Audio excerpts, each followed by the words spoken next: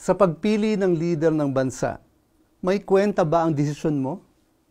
Ano ba talaga ang halaga nito? Isa ka lang naman sa mahigit 100 milyon na Pilipino. May magagawa ba ang pananaw mo? Kaibigan, dapat pahalagahan mo ang desisyon mo. Ito ay isang paraan para maipahayag natin ang ating kapangyarihan bilang bahagi ng sambayanang Pilipino. Ang desisyon mo, kasama ng desisyon ko, at kasama ng desisyon ng iba pang mga responsabling Pilipino ay kayang makapili ng mga lider na karapat-dapat maglingkod sa gobyerno. Kung ang ibang tao hindi pinapahalagahan ng kailang desisyon at hindi pinag-iisipan kung kaino ilalaan ito o kaya binebenta lang ito, ang desisyon mo ay isang desisyon para sa tama. Isa itong desisyon para sa matuwid na pamamahala. Isa itong desisyon para sa matapat na lingkod bayan. Isa itong desisyon para sa mahusay na serbisyo para sa mga Pilipino. Dapat pumili tayo ng mga karapat-dapat na lider. Dapat may malinaw na kriteriya tayo.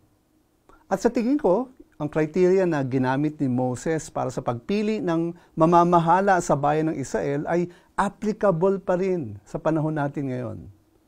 Ang sabi sa Exodus 18 verse 21, "Moreover, look for able men from all the people, men who fear God, men who are trustworthy and hate a bribe, and place such men over the people as chiefs of thousands, of hundreds, of fifties, and of tens." Sagrado ang desisyon natin. Desisyon ito para sa lingkod bayan na may kakayanan. Yung leader na may angkop na pinag-aralan, may magandang accomplishment, may track record ng serbisyo, at may magandang plataforma ng gobyerno. Desisyon ito para sa lingkod bayan na may takot sa Diyos. Alam niya na nakatanaw ang Diyos sa langit at bawat desisyon ay moral choice. Kung tama ang pagpasya niya, malulugod ang Diyos.